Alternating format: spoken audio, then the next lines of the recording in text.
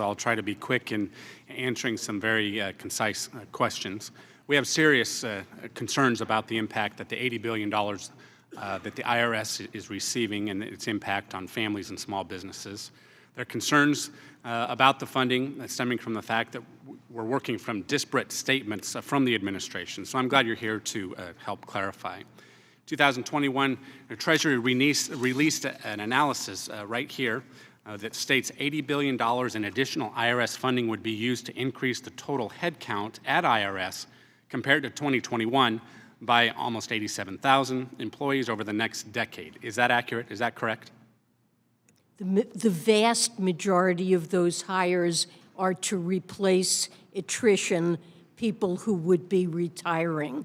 So okay, so the attrition is about 12,000 personnel over the last 10 years. Over 10 years, it's much larger than that. Okay, the record reflects that the headcount decreased by 12,000 over the last decade. So that would leave us at 75,000 new personnel at IRS. So I just want the record to reflect that.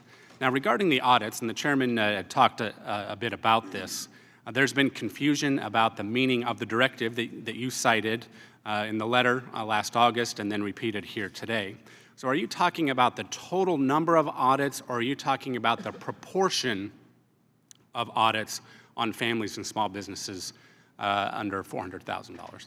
I'm talking about the proportion of those small businesses and families. Okay, so the proportion, I mean, just for the record, the proportion is 90%. So 90% of the new audits will be, according to the data, that we can expect up to 90% of new audits to be on those making less than $400,000. The purpose of this legislation is to vastly increase the audit rates on high-income, high-wealth, complex partnerships. But the data reflects that it's broader than that, especially given the number of personnel. But shifting gears, the number of taxpayers I understand.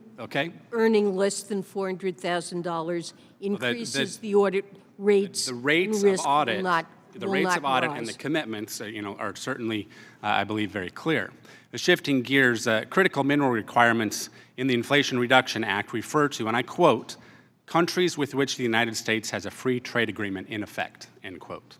As chairman of this panel's trade subcommittee, I've been surprised to hear the Biden administration may take the view that the term, quote, free trade agreement, end quote, is undefined and actually open to various interpretations. So this committee has jurisdiction over all U.S. trade policies, including the negotiation and enforcement of trade agreements. We know exactly what a free trade agreement is, as do our partners, our trading partners, who have actually raised concerns about the Inflation Reduction Act. So Secretary Yellen, please clarify, would you define a free trade agreement or at least provide a list of countries with whom we have a free trade agreement?